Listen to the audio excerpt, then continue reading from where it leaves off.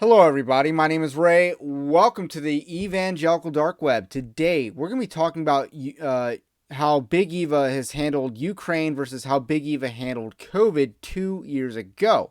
So, we're going to talk about how Big Eva has a great double standard when it comes to Christians worshiping amidst turmoil and risk of death.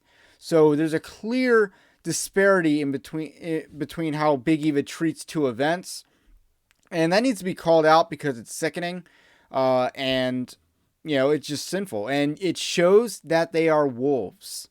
They are wolves. They are not changing their position because of the biblical standard. They are changing their position because they are going along with the narrative that they are being spoon-fed.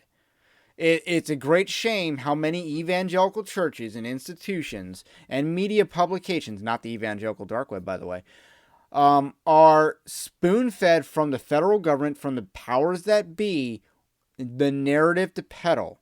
That was especially true over the last 2 years, where Francis Collins was the puppet master for many evangelical churches and parachurch ministries. So, with that said, I'm not sure who the boogeyman is, but maybe George Soros. But obviously, we're just rerunning the same playbook, but a different issue, and that same playbook has glaring discrepancies between what they are pushing now versus what they were pushing 2 years ago. I do want to start off with a more factual report of what is actually going on in Ukraine, and because again, American media is not going to tell you. American media is pretending like Operation Barbarossa is going on. They're pretending that Russia's really done a lot here, and to be honest, they're just getting started. Like, they have not deployed a main attack really yet. So a lot of little fronts, a lot of little campaigns, but nothing really major yet.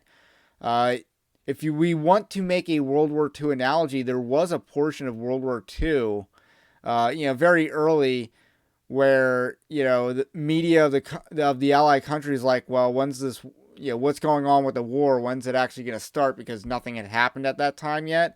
And then things got really hot very quickly and didn't slow down for 5 years. So with that said, things haven't gotten hot and heavy quite yet. So they can get a lot hotter and heavier in Ukraine. So again, that's just a factual update of what's going on. Not much has changed since I did my last video, just more of the same. With that said, I do want to focus on two publications in this video. The first being the Gospel Coalition. The other being Christianity Today, or Compromise Today, as I often call them. We're not going to go through all their articles, but if we look at they're now trending top 5 articles. Certainly 3 of the top 5 have to do with Ukraine. So let's just read the titles. To Stay and Serve, Why We Didn't Flee Ukraine.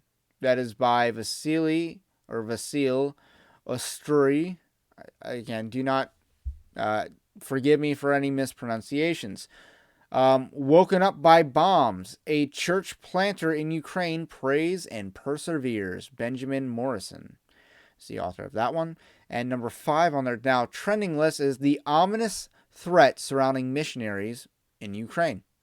And that is by Rick Parhai. So clearly there's a trend here of Christians in Ukraine persevering. Whether they be just regular residents or church planners and missionaries. So there's something, I guess there's something hypocritical about this already. Let's just go over to the Christianity Today, and we can make some broader comparisons. So this is one. During Sunday's siege, Ukraine's churches persevere.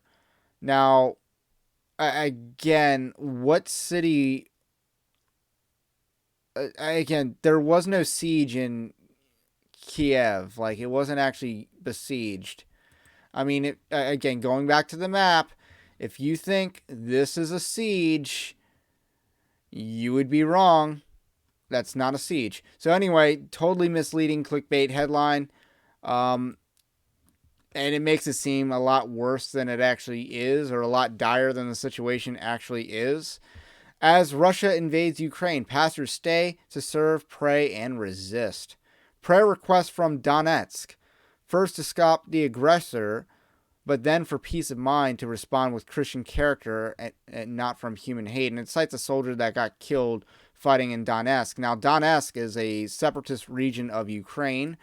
Over on this section, they are recognized by the Russian Federation as an independent republic from Ukraine. So, with that said, you could easily argue that the guy was an invader, just like any Russian soldier. So, that being said, it's very clear that Big Eva has a different standard in 2022 than it did in 2020. So, just going back to the Gospel Coalition headlines here, what do we see? We see that it promotes the church worshiping despite the danger.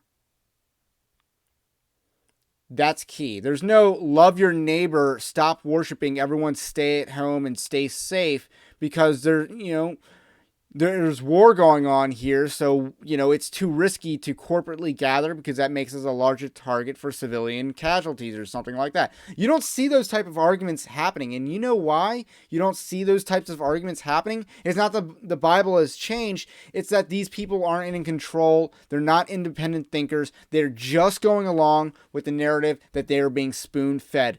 2 years ago, we could have been writing articles about how churches were persevering. They were not locking down. They were not listening to the government narrative. They were standing up for biblical ecclesiology. They were worshiping God and not state. They believed that Christ was head of the church and not Caesar. And yet, Big Eva promoted the lockdowns. They promoted the mandates. They promoted the jabs. They promoted the passports in some countries. They went along with whatever narrative they were fed. They did not go along with what was biblical.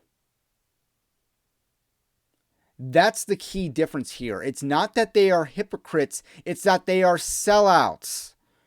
They are hypocrites in the sense that they are like Greek actors back in the days of Jesus who were called hypocrites because they were playing a character. They were playing a character. They weren't genuine. They were playing a character, and when they were done playing the character, it was all orgies and sacrificing and idol worship. That's what a hypocrite was in the days of Jesus. That's why he used the term. That's why that term resonated then, and that's to some degree why it still resonates now. They are sellouts. They have sold out the church for whatever pennies that they get, whatever groveling and respect that they think they get from the establishment. That is the purpose of Big Eva in modern America. They are not on our side. They do not care about what the Bible says, and they will just go along with whatever the satanic narrative of our age is, whatever the spirit of the age says they will do. If it tells them to jump, they will ask how high. They will write plenty of articles about how high we should be jumping when the spirit of the age tells us to jump. Do I jump 3 feet apart or do I jump 6 apart? So, with that said, there's not a whole lot of commentary to add on this. I do want to point out the gross hypocrisy of Big Eva, and it's not because they don't have an understanding of the Bible. It's because they don't care. So that's all I got to say about this for today. My name is Ray. This is the Evangelical Dark Web. If you like the kind of content that I do, subscribe to the Evangelical Dark Web, and also consider becoming a paid subscriber over at evangelicaldarkweb.org/join. And you can support independent Christian journalism that sort of way. A lot of commentary coming up, not only on the Ukraine coverage, which, I'm just reporting what's going on the field. I'm not trying to, and unless I'm doing a commentary article, like the Zelensky piece, where if you just do research on these people, they are bad guys.